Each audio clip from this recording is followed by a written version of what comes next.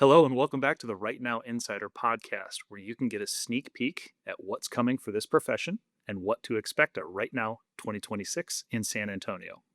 It's often been said that the best time to plant a tree was years ago, and the second best time is right now. So, as we look to make improvement and changes in our firms, I am pleased to share the screen with Heather Hurst, Senior Vice President of Marketing at Canopy, as we discuss what's changed and what's coming for this industry. Heather, thank you so much and welcome in. Thank you, Derek. It's so good to be on with you again. And you say again because last year we shared the stage Yep. at Right Now. Yeah, that was amazing. Well, it has been almost exactly a year for us. I guess it's 11 months and some odd days since you and I were together talking on stage. I am curious to know what has changed for Heather Hurst in the last 12 months. Well, it feels like you can't have a conversation, even with my neighbors, without talking about AI. I have a neighbor who was wearing a shirt the other day that said, "Ask me about AI." So, of course, I had to ask him, "Why do you have this?" And he said his family only allows him to mention AI once a day in any kind of family setting. So he's looking for others to jump in on the AI conversation. But AI has definitely been such a change factor, not only for the way that we're doing business, but the way we think about business overall. So, while we can't escape talking about it in situations like this, I would say that that's been one of the biggest changes over the last year is from a technology standpoint, figuring out how we best integrate AI into our solutions. And then as I look at the profession, looking at how practitioners are identifying the best ways that they can change their business structure to accommodate to have room for more of the things they really love. It's interesting because AI has come up through every single one of these videos that I've done. It's probably literally been the number one thing or the first thing that everybody mentions. And I love the word that you just used there or the phrase that you just used. It's changing the business structure for these firms. It's no longer how do I adopt AI and add it in as a workflow. It's I need to change because of what AI is capable of. So, from your perspective at Canopy, what have you guys done or are in the process of doing now in the last year to embrace this technology? Yeah, I mean, it is in every one of our conversations when we talk about our roadmap as well. We are adding AI into every level of the product. And what our kind of North Star is, as we think about the way that we need to consider our customers as we think about AI, is how is AI going to help them run their business better, more effectively, easier, but also keep them inside of our Canopy tools so that they don't have to bounce off to a bunch of different solutions. So we are building it embedded inside of Canopy so that you have, I mean, AI's best friend is context and data and information, call it whatever you want. And so when we have all of that inside of Canopy, you have this super powerful solution. So while I can't talk about some things just yet, we'll be launching a couple things within a week or two after this podcast airs, but we are embedding AI throughout the solution. You mentioned AI's best friend is, context. It's access to the data that it needs to provide you the results, the outcomes that you're looking for. It's interesting because, and I had this conversation with another guest last week. About 10, 12 years ago, we were making a shift from a tech stack perspective from one vendor trying to be a complete system into best of breed. And for about the last decade, it's been, hey, adopt best of breed, adopt best of breed. We're seeing that dramatically reverse as companies like Canopy begin to embed that AI in there. And it's specifically for the reason that you said. It's because having that data allows the AI to look across, to identify anomalies, to compile information together to deliver better reports. Now, you mentioned you're not allowed to talk about a couple of things or you don't want to spill the beans on a couple of things. So, Let's maybe just look over the last couple of months. What have you guys released that you are most excited about? Well, a couple days before this podcast is airing, we released our new Notetaker functionality. So inside of Canopy, we can do meeting notes assigned with meetings that happen with clients. And the power behind that is all of those transcripts, all of that information now goes into Canopy for our AI solutions to leverage.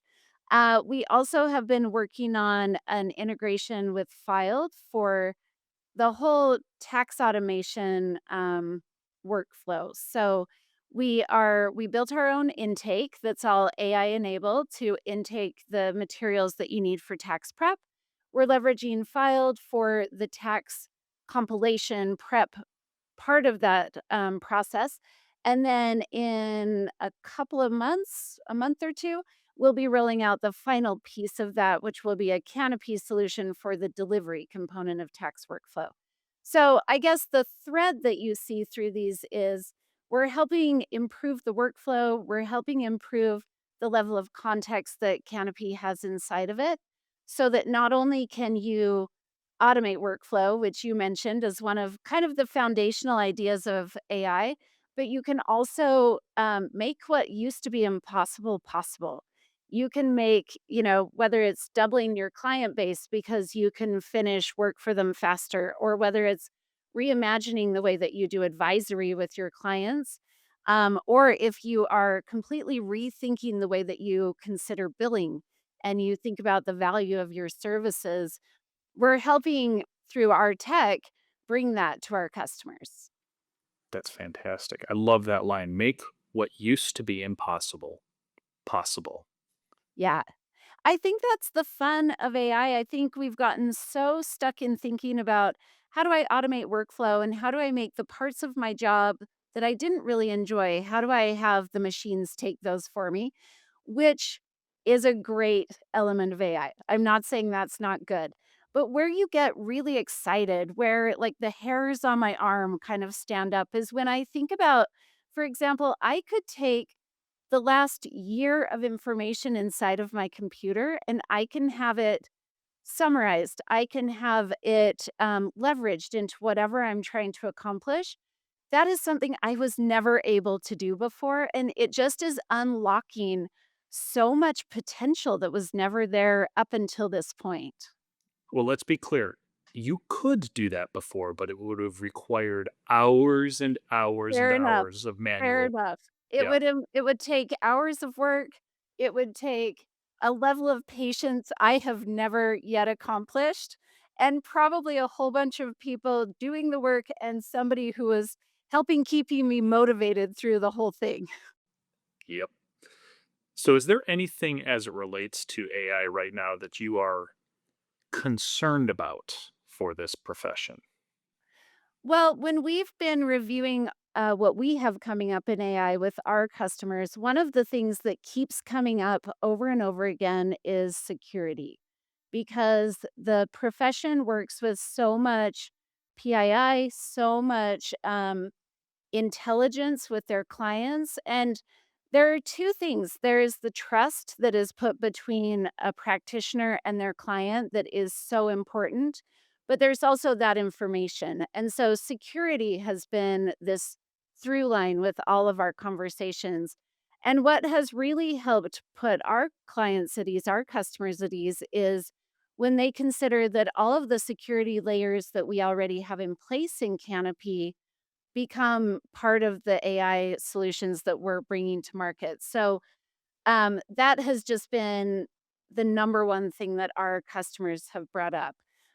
When you think about just everyday people using AI, security also comes up a lot. And I guess like the one caution that I would bring for all of us out there is stop using free tools. Pay for tools because you are paying for the security and the ability to toggle on and off what that model is trained on. So, but that has been the biggest thing. Yeah, I think the term model training or training the model has crept into the lexicon in ways that 2 or 3 years ago nobody would have considered what that meant. Absolutely. Yeah, absolutely. So let's pivot a little bit and let's talk about the conference coming up here, May 18th through the 20th. We'll be in San Antonio. What are you most excited to sit down and talk with all of the attendees, these practitioners, professionals, leaders of firms? What are you most excited to talk to them about? I'm so excited to hear where they want to take their businesses next. I think we're in such a phenomenally exciting time where people can just I was talking with one of a coach in the accounting space last week, and she said she's telling all of her clients, no matter how long they've been in business, start thinking of yourself like a startup. Start thinking of the way that you can just reimagine in all the best ways the way that you're doing your work. So I am really excited to sit down with practitioners and hear not only the way that they are looking to make what was impossible possible, but the way that they want technology to help fuel that, because that is such a big part of what we want to deliver to the market. We want Canopy to be that operating system for practitioners, and we want to hear everything that they need that to do. And of course, you guys are leading a session on day one. Canopy will be on stage. You guys will be talking about AI can't fix a broken tech stack. What does that mean? Well, if you have this out of date or misaligned or misconnected tech stack and in your firm, and you mentioned, Derek, that years ago we were looking for best of breed, which I think has brought us to the point where we are. I like to think that what was once a point solution, and a point solution being a singular technology built for one job, point solutions always become features inside of a system of record like Canopy. And so we were going after point solutions because we were looking for new technology and what that could bring to firms, and now so much of that is wrapped up inside of bigger solutions like Canopy. So there are these tech stacks that often are a bigger symptom of broken workflows and broken processes inside of a firm. And before you can fix your technology solution or world, you really have to think about the way that you're leveraging the humans and you're doing the work inside of it. So that's kind of the crux of it is AI can bring us so much and technology can solve so many problems, but thinking about the way that your tech stack works overall and the way that the people work inside of it is really what the session is meant to uncover. Otherwise, you're just what's the term? Putting lipstick on the pig, right? Because you've got something that's broken. You're not truly fixing it. You're just bolting stuff on top of it. Absolutely. Absolutely. And the undercurrent is still not working well. And so we want people to take a look at what am I doing today and how can I make that work a million percent more efficiently. Okay. Okay. If you can get somebody 1,000,000% more efficient, you've won the investment game. Period. Everybody's going to be investing. That was a little hyperbole, but there are places where, yeah, we can get so much more efficient, both in the way you're doing things, but also in the way that you're thinking about the work to be done. Yeah. And to be fair, I'm not saying you saying 1,000,000% more efficient is a bad thing. It's a great goal to have. I'm just saying Yeah. if you unlock 1,000,000% efficiency, Heather, wow. One day, that's the dream, right? Right. And with the way AI is going, who knows? We might get there. It's a very exciting future ahead of us. What sort of questions do you expect to field from somebody who is going to be coming up either to the Canopy booth or who is, watching the presentation that you guys will have? I think we're going to have a lot of people who are interested in the AI solutions that we have and how that is working inside of their firm. I think we're also going to have questions about how do you think about the way that you kind of retrain all of your employees to kind of have a mindset, that startup mindset of there are some things I have to learn to do differently. There's some workflows that I need to consider I can't do the same way anymore. So I think we're going to have a lot of that. I think we're also going to have a lot of excited people. I'm thinking back on last year's conference and just so many exciting people wanting to see what is possible that our software is unlocking for firms. Well, speaking of using AI to quickly perform a task, I put my transcript from the podcast that I did last year with Davis, threw that in here and said, "Hey, give me a couple of questions that are follow ups from last year." Now I know it wasn't you and I talking, but this one makes sense because you just talked about it. How should firm leaders be looking at developing their people? Exactly what you just said. Now that no matter what, you have a tool that can assist them. I think that you need to kind of go back to square one and think about the job to be done and the way that the job needs to be accomplished. I was at a meeting of a few accounting leaders last week, and one of the funny jokes that somebody made was they said, a lot of people are loving the reports that they're getting out of this one particular system, but they're getting dated and they don't work very well. And one person said, and we want everybody to think about the way they do work differently anyway. We want them to move away from those reports because the way we can do things is so different now. So I think as you consider the people in your firm, I think it's a couple of things. One is meet them where they are, but then help them along with you as you are going toward whatever the goal is for your firm, which is kind of the goal of a leader anyway, right? You constantly feel like you're on a very long hike and you're the person telling people, "Just a few more yards until we can stop for a water break. Just, the next big scenic, overlook is just around this next bend."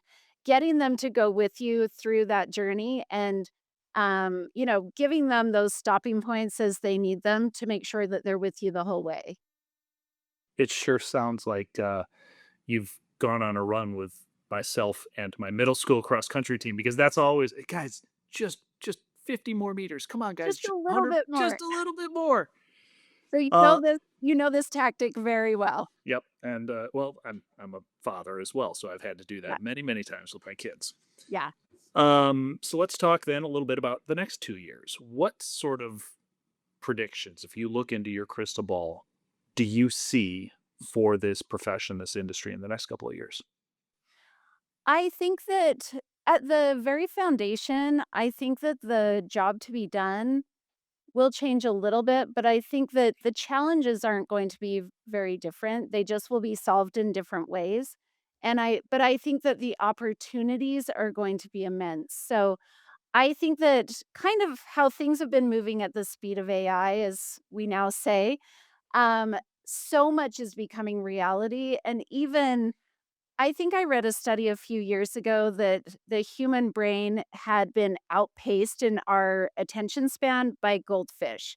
And goldfish have like an 11-second attention span. So they've gotten ahead of us. I think that clients are going to start demanding things to be done faster. And I think they're going to want more full service, which just unlocks a whole world of possibility for this profession. I think that individuals and businesses are going to want a lot more advisory work because their accounting professional will have more bandwidth and opportunity and insight and context to help give them more advisory services.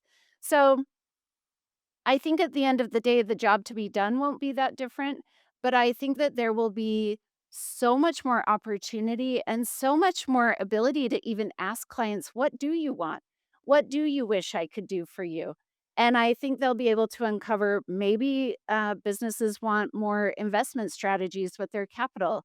Maybe individuals want to understand how can I go on all my vacations, but also have money for retirement in addition to solving for the problem of this day or this year. Yeah, we're going to be moving into a period of uh, not even so much consulting.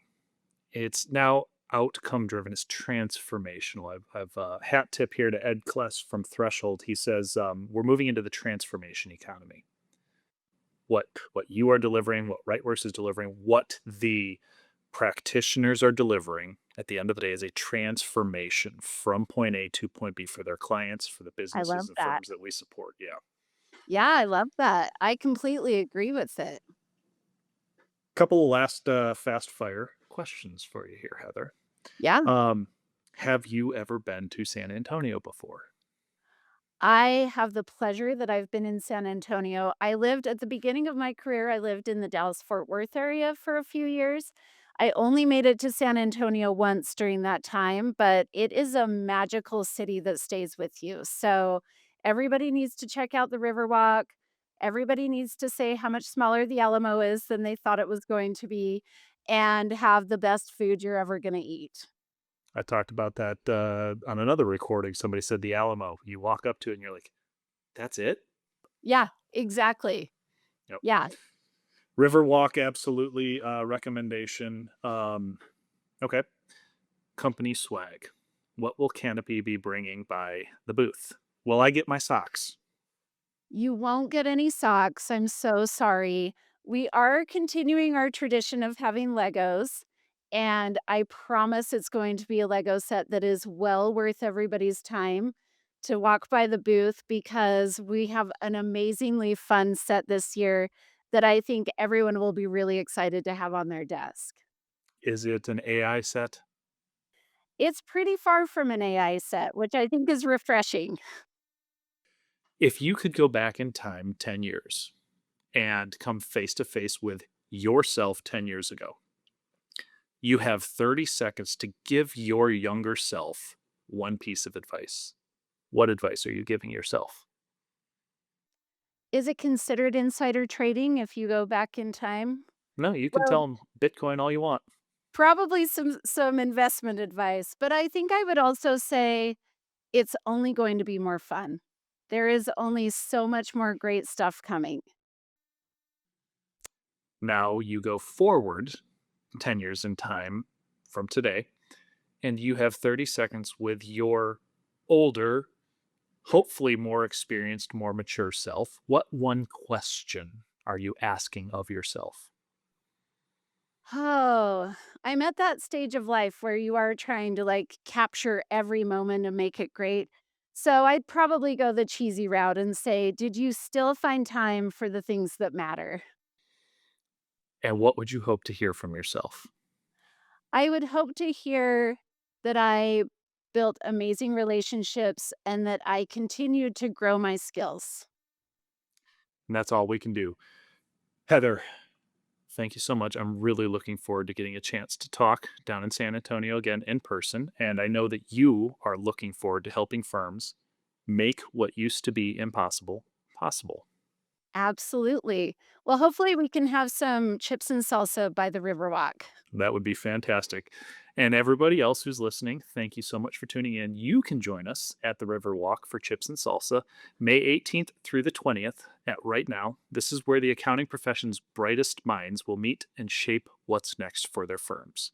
You can find out more and register at rightworks.com/rightnow. Heather Hurst, Senior VP of Marketing at Canopy, thanks so much for joining me today. Thank you so much for having me.